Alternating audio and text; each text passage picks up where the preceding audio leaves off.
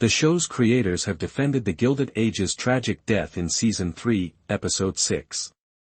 Following a final romantic moment with his ex-lover, Oscar Van Rhijn, John Adams was struck by a horse and carriage as he crossed the street in New York, marking the shocking revelation at the end of the episode.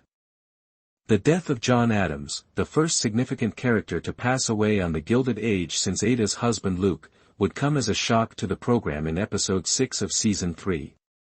Even though Episode 7 hasn't been released yet, it's very obvious that John's death is real, and the show's creators have defended the choice. Director Deborah Kampmeier talked about how the moment was stunning to shoot and how it had a powerful emotional impact on the audience in an interview with Screenrant. She talked about how honored she was to be allowed to film the sequence and how shocked and surprised she was when she first read the screenplay. Strong character relationships have been a strength of the Gilded Age, and John and Oscar's chemistry was evident.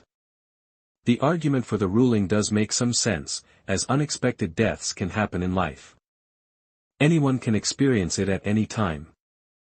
However, it seems unfair to John Adams's character and position in the Gilded Age cosmos to kill him dead in order to advance Oscar's plot.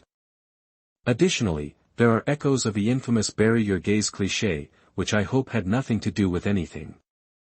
How the remainder of the Gilded Age Season 3 plays out and how this affects Oscar's story will be intriguing to see.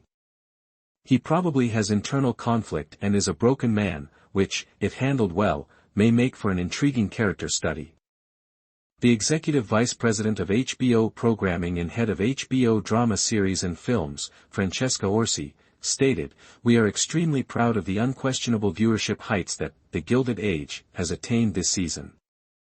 Julian Fellows and the incredibly talented cast and crew have transported us to 1880s New York City, creating a can't-miss entertainment experience week after week.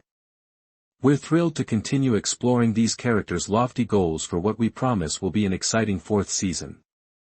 With multiple narratives covering each hour and plenty of topics for discussion, the current season of The Gilded Age, 2 episodes remain, has felt a little more balanced than Season 2, which concentrated on the great opera battle. With Gladys's wedding to the Duke of Buckingham finally taking place thanks to Mommy Dearest, Larry rambling around with his and Jack's clock business and his lady love, Marion, the Russells, parents and kids alike, remain in the forefront. While Bertha is still having difficulties, George has been having a lot of trouble with his railroad plans, which has put him in a difficult situation where he could lose everything. This has also caused tension between him and his wife. Peggy has fallen in love with Dr. Kirkland, who lives nearby. However, because the series tackles some highly sensitive subjects like colorism and classism among the black community, his mother has somewhat damaged their partnership. Television rarely discusses this subject, and they're doing a great job of raising awareness of these problems. This season's many other plotlines have contributed to the series' development into its finest form. Furthermore, a fourth season will just give the show more time to develop and explore this scrumptiously sinister era in a way that only the HBO sudser can.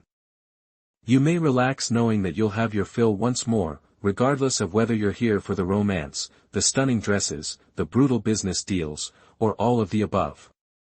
Folks, we have a lot to celebrate. Even though it might take some time for the new season to start, at least we know that there will be more affluent people's antics in store when the current season ends. The primary issue was set up in If You Want to Cook an Omelette, Episode 6.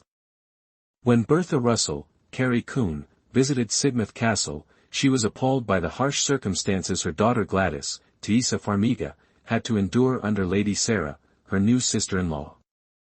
Meanwhile, after a disgruntled staffer disclosed confidential information, George Russell's, Morgan Spector, railroad empire started to fall apart. His emotional base faltered along with his financial strength. The last blow. George threatened to leave Bertha if she couldn't make things right after receiving a letter from Gladys confirming her dissatisfaction in England.